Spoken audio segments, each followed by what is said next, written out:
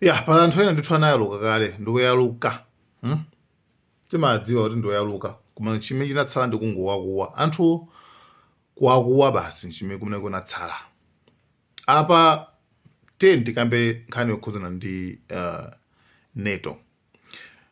Bungwe limeneli muli mayiko kwana 32 ndi pali mayiko ena angapo ndithu achina Bosnia china Ukraine ali ngati aukhumba atalowa kumazunganika mukudziwanso kalenso kuti Russia yukaniza Ukraine kuti ilowemo join NATO. Anyway, NATO inayambidwa 1949 ndi NATO ndi bungwe limene anali ndi organization ndi bungwe limene anali konza kuti akuluakulu mayiko tiye tikhale pasi tikhoze chibungwe chimene chichi koma chikhale cha military like kusonkha ndrama kusonkha zida chani yoti ikhale ngati achitetezo ndithu security. Ndi mayiko 32 onse ali mmene mumo ndi iwowa kwenikweni amangopangira kuti aliyense amene ngati article 5 ali ndi malamulo awo amenewo constitution amene angapange ataki mmodzi mwa ife ndi kuti ameneyo ndi kuti tonse tikupita konko tukampanga attack. Koma bungwe liso ndithu ndiona kuti anthu amali blame kwambiri pa zochitika zina pa kulowera mu zinthu zina zoti like akulu bwanji kuti inuyo mukuti mmapangazana koma why mmalowera kwina ukapha anthu ena kwina nde nkhani yokhudza ndi NATO. Example yabwino ndi Mama Gaddafi pamene anaganiza zoti anganabwa disunita bwanji timange one Africa chancha zambiri mbiri kabungu kanendoka kamene ndithu kanayamba kanapita ndi kunyetsa moyo wake kumene ku Libya. Anyway kali ndi mbiri zambiri and zonna kuti sometimes even Trump alongosolako bwino pang'ono timusiyeko Trump alongosolako bwino. And it's unbelievable. So we're in Libya. You know part of the reason we're in Libya? Because the Arab League, which is Saudi Arabia and a few of the other richest countries in the world, they have money coming out of their ears. You go to those countries, you see the most incredible airports being built or already built. You see bridges that make the George Washington Bridge in New York look like a toy. You see the most unbelievable things. And you come home, we're like a third world nation. You land at LaGuardia. And they wouldn't be there except for us. We protect them for nothing, for nothing. So Libya, Saudi Arabia and the others say, we don't like Gaddafi. We don't like him. We'd like you to take him out. And Obama said, okay. So he forms a group, meaning NATO, which is us, by the way, just so you understand. NATO is us. You know, a lot of people say NATO, but NATO is largely us. So we don't even have control of what the hell we're doing. Gaddafi tonight's riding down the streets. Wait, can you believe this? He's waving at everybody. So we form a group, and listen to this one. Who's the leader of the group? France! France! France wanted to go in first. Now, of course, we haven't seen them since, but they were there the first time. And they got all the glamour. They took the glamour. So they form a group, and they go in, and Obama talks about the regime, maybe not, and we don't want to kill anybody, we don't want to hurt anybody, we do want to change government, but we don't want to hurt. Nobody knows what the hell he's talking about. Yeah. Zinthu zikhani maumboni kuti muna wake tisamali mbane kwambiri samakukana kwambiri. Yeah. Nde umu ndi mmene NATO ilili. By the way, iwowa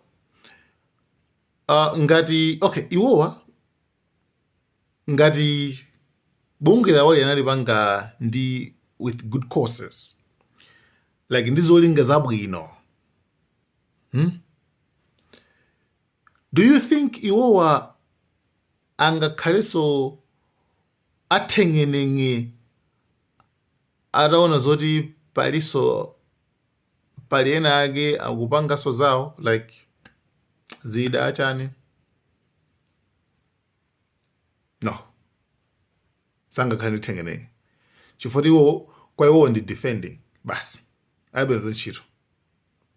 Mayiko tingopereka example ngati dziko la Iran liwapanga zida zake kumakhala, koma silibwera poyera nkuyenera kuti bwanji dziko lakulakulu lupanga zida zambiri.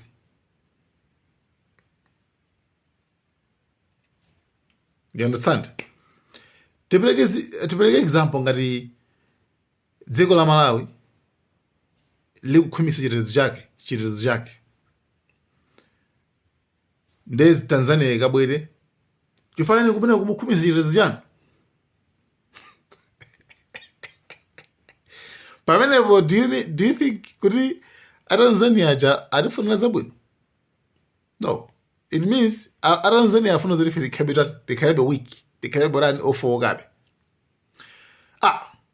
Koma pena pake kumala kusundu kuona bwino yaye agula zida za nkhondo asilikali ndithu akuonjezera like kuchitika nchani amene wakuphwanya malamulo wa la international law. Yeah, example imene mwina simukumvetsa. Example imene ndi imene exact imene ikuchitika pakati pa NATO ndi China komanso Russia. Yes. NATO, wamkulu wa NATO, chief wa NATO, wadulutsa statement yonena kuti zikuoneka ngati kuti Russia ndi China akupanga zida zambiri kopya, ndipo apa pakuoneka zoti anthu amene akuononga malamulo international law, ndipo anthu amene zikuoneka zoti anthu amene akukonzeka china chakeso, ndipo anthu amene akuoneka zoti zizi sizabwino. Wamkulu wa NATO akuwuza anzake kuona zoti pena pake sizili bwino. That means kabungu kamene ka organization kamene kaka question mark kakukhantengenenge banje awangokhwimisa chitetezo chawo inuyo mukhani chitengenenge banje vurani chani ten timuvere kuti akuziyana. We are aggressively being challenged. Russia and China are expanding their militaries and their capabilities at speed and scale with little transparency. Their defense industries are producing weapons and heavy military equipment at an incredible rate. Not just to show off at big parades in Moscow and Beijing, but to secure spheres of influence, project power, and undermine the rules-based international order. This year alone, Russia is expected to rule out at least 1,500 tanks, 3,000 armored vehicles, that and means hundreds of Iskander missiles. As for China, it already has the world's largest navy and some of the largest defense companies in the world. Their military build-up points in a clear direction. They are preparing for long-term confrontation and competition with us. Mukapanga chibwana tikuthezimulana. Afuna iwo akhale ndi amphamvu pa dziko lonse lapansi. By the way, NATO panopa imapangidwa lead, imatsogoleredwa ndi United States of America. Ndi imene imatsogolera NATO.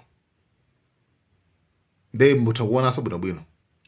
Therefore, pakadali pano, nkhani lipo ndimene.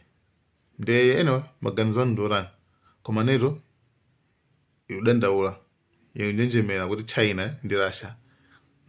Anyamara amenewa. I think it's like kudandula kumenali nako kono kuti komara banga control anthu amene wawa. I think manthawo mendu kuona njoncho, manthawo ndi amenewo. Chifukwa sukuti achina Russia wa inaya kuona kuti yafitu kubwera kwa NATO. Inu akusiya mumapanga zanu. Iwo sakupanga zawo. Inu chikukhuza njani? Inu mukhala nthengenenge bwanji. Muli ndi plan iliyonse yopita ku Russia kapena kupita ku China. Muli ndi plan yanji. That's it. Nde America ikutsogola NATO. Mayiko sa Europe basi America pamwamba kumatsogola gani? Kumatsogola bungwe limene la NATO. Chabwino.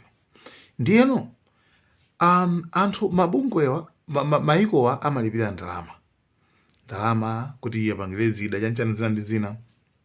Chabwino. Komana mapereka pang'ono. Nthawi imeneyoyo ndi Trump anazabwera nkwaza kuona kuti maphanga mapanga chibwana ife tulipira 90 chakuti percent pa netopa.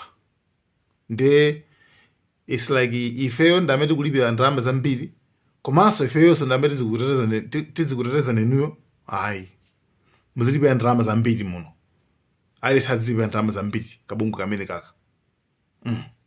Ndati mpakana nthawi ina yake dziko lina sana lichwe zina linazafosa kuti zitakhala kuti nanga sitikupereka ndalamayo ndi kena kuti pangidwa ataki simungatiteteze ngakhale tili member wa NATO. Trump poyankha nawo zopano zoti ine mbatakhala kuti mapangidwa ataki ine ndikukhoza kuwauza amene akupangana atakiyo kuti akumenye ndizenzeni. I mean, wageza America yabaganiza baje. Ndiye amachuwa ari kuti Russia. Murakhala mapangano araki ndi Russia. Nkokuuza Russia kuti kutibule nzenzeni. I don't know kuti haziko.